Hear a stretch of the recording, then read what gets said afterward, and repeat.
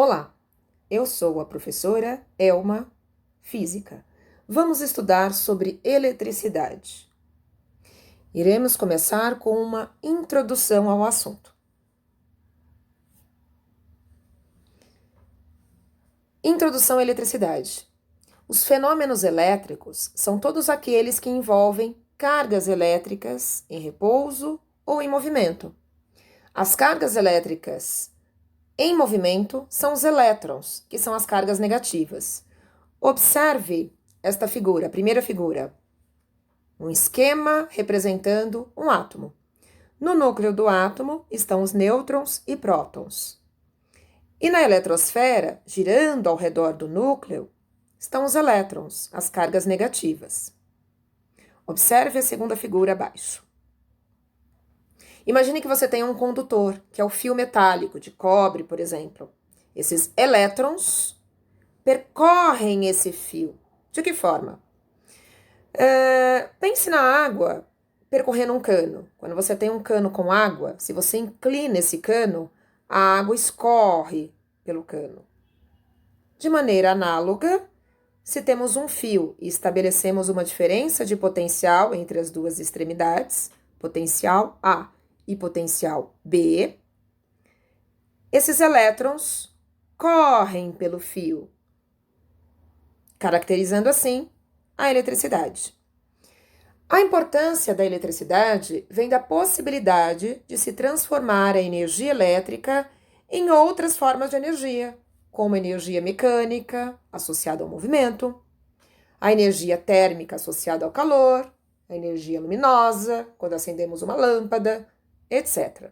Ou seja, é uma forma de energia bastante versátil, a eletricidade.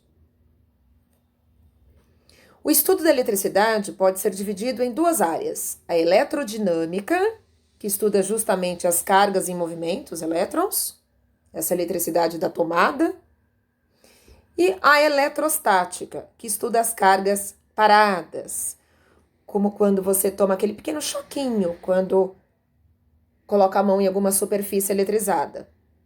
Nós iremos começar, então, este estudo pela eletrodinâmica.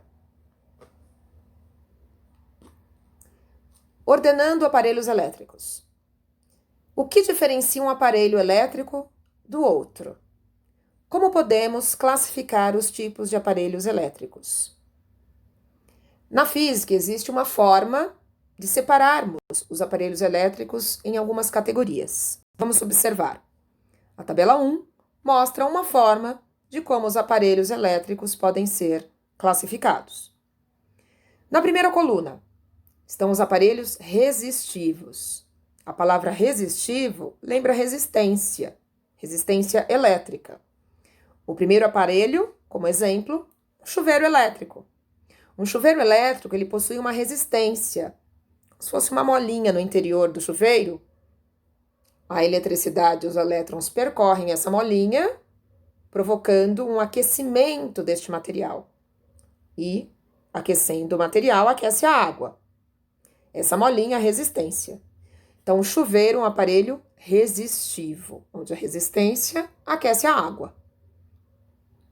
Segundo exemplo, secador de cabelo. Também possui uma resistência elétrica, só que nesse caso, quando os elétrons percorrem essa resistência e aquece a resistência aquece o ar, para você utilizar o ar quente para secar o cabelo. Terceiro exemplo, ferro de passar roupas. O ferro de passar roupas elétrico possui uma resistência no seu interior. Quando ela aquece a chapa do ferro.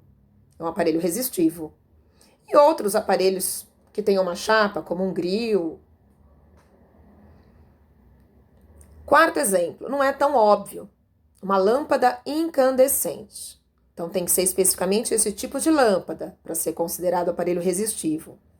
A lâmpada incandescente é aquele tipo de lâmpada que vocês chamam de lâmpada antiga, a famosa lâmpada de Thomas Edison, que tem um filamento de tungstênio, a resistência, aquela molinha no interior da lâmpada, por onde a corrente elétrica passa. Quando a corrente elétrica passa, aquece essa resistência. E esse aquecimento provoca uma emissão de luz. O efeito primário que queremos é iluminar. Então, A lâmpada incandescente emite luz. Um efeito secundário é a emissão de calor, energia térmica. Ou seja, ocorre uma dissipação, uma perda de energia no caso desse tipo de lâmpada. Por isso que a lâmpada incandescente é considerada não muito eficiente atualmente. Era o que tínhamos de melhor há um tempo atrás, mas hoje em dia existem lâmpadas que aproveitam melhor energia e converte maior parte da energia elétrica em luz, não tendo esse problema da dissipação em energia térmica. Por exemplo, energia fluorescente ou uma lâmpada de LED. Então, não são aparelhos resistivos, só a lâmpada incandescente configura um aparelho resistivo. Segunda categoria, aparelhos motores. Aparelhos elétricos que possuem motor. Então, aparelhos que você liga na tomada e que funcionam transformando energia elétrica em alguma outra energia.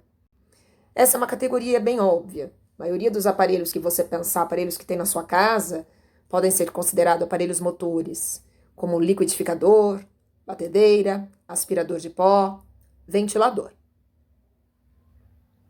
Terceira categoria, fontes de energia elétrica. Aparelhos que convertem energia elétrica de outra energia para a elétrica. Pilhas e baterias, né? Dínamo, que é um dispositivo que transforma outro tipo de energia em energia elétrica, como uma energia de movimento, uma energia cinética, em energia elétrica.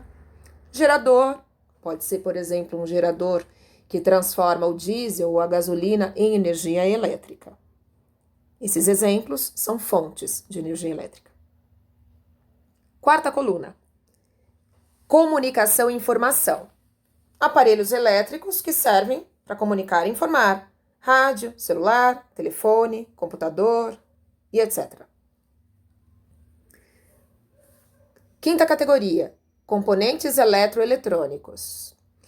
Os componentes eletroeletrônicos são as peças que existem dentro dos aparelhos elétricos. Então, vocês podem pensar nos aparelhos elétricos mais antigos que possuíam peças maiores, ou aparelhos elétricos mais recentes que possuem pecinhas bem pequenas. Ao longo do tempo, devido à evolução da física de materiais e da engenharia de materiais, foi possível uma miniaturização desses componentes eletroeletrônicos. Mas vamos a alguns exemplos. Uma válvula. As TVs antigas de tubo, existiam válvulas grandes dentro de uma televisão. Fusível. Podem ser de diversos tipos, fusível de carro, fusível de casa. Cuidado, hein? Fusível. Com S. Disjuntor. Você deve ter um disjuntor na sua casa, lá no seu quadro de energia elétrica. Circuito impresso, de qualquer aparelho elétrico, de um celular, de um computador e etc. Então, esses são componentes eletroeletrônicos. Existem vários outros, tente pesquisar. Sexta categoria, materiais especiais. Materiais que não se encaixam em nenhuma das 5 categorias anteriores podem ser colocados nesta categoria de materiais especiais. O primeiro item, coloquei o LED. Pode ser uma lâmpada de LED, uma TV de LED, algum aparelho que tenha LED, que é Light Emitting Diode, que é um diodo emissor de luz. Emite luz de uma forma diferente quando comparado com a lâmpada incandescente. Depois abordaremos melhor este processo. Segundo exemplo de material especial, LCD, Liquid Crystal Display. Uma tela de cristal líquido, como a tela de uma televisão, de um relógio, de uma calculadora. Transistor e etc. Pode pensar em outros materiais especiais. Dê uma olhada nessa tabela como um todo. Tente pensar em outros aparelhos elétricos e, se quiser, pode completar essa tabela, colocando mais aparelhos, encaixando nessas categorias. Agora pensem em 2 questões. Copie e responda no seu caderno. Primeiro, cite objetos que não utilizam eletricidade para funcionar, mas que realizam algum movimento ou transformação de energia, por exemplo. 2. Identifique fenômenos naturais que são elétricos, mas que não são fabricados pelo ser humano.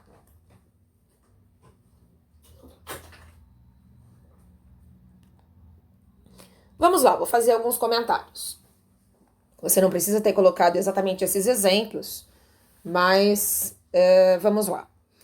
Primeiro, aparelhos que têm algum movimento, alguma transformação, mas que não são fabricados, que não utilizam eletricidade, no caso. Primeiro eu coloquei carrinho de fricção. Já viram esse tipo de carrinho? Você puxa o carrinho para trás, ele tem uma mola que comprime, ou seja, armazena energia potencial elástica, depois essa mola descomprime e transforma em energia cinética. Segundo exemplo, relógio de pêndulo. O movimento do pêndulo tem a ver com energia gravitacional, não precisa de energia elétrica, nem de pilha, nem de bateria. Terceiro exemplo, lanterna à manivela.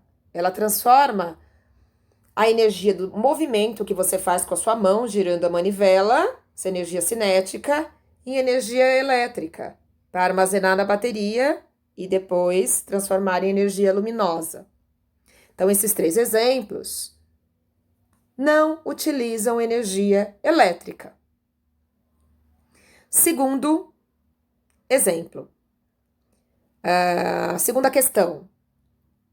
Aparelhos que têm eletricidade, mas que não são fabricadas pelo ser humano.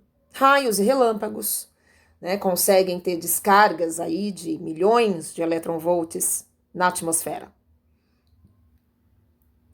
Peixe elétrico. Existem alguns animais que, quando se sentem ameaçados, soltam uma descarga elétrica. E se você estiver na água perto de um desses peixes, você pode ser eletrocutado, levar um baita de um choque, pois a água é condutora de energia elétrica. Tem-se outros exemplos. Agora vamos lá. Grandezas elétricas. Para introduzir este assunto, gostaria que você pesquise nos aparelhos elétricos da sua casa. Procure nas plaquinhas de identificação ou manuais e anote os valores das grandezas indicados nessa tabela. Quando você pega, por exemplo, um ferro de passar roupa, em algum lugar deste ferro, ou de um secador de cabelo, deve ter uma plaquinha com informações.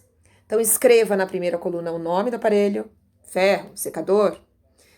E nas outras colunas, tente achar naqueles números que estão nessas informações e especificações dos aparelhos, qual é o valor do W do aparelho, do A, do V e do HZ. Eu não vou falar no momento o que significam essas letras, mas tente identificar esses números no aparelho. Sempre tem alguma plaquinha atrás do aparelho ou embaixo. Tente procurar essas informações no aparelho elétrico. Em seguida, responda as 3 questões abaixo.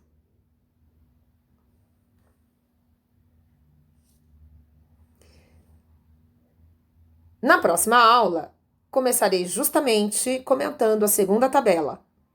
Até mais!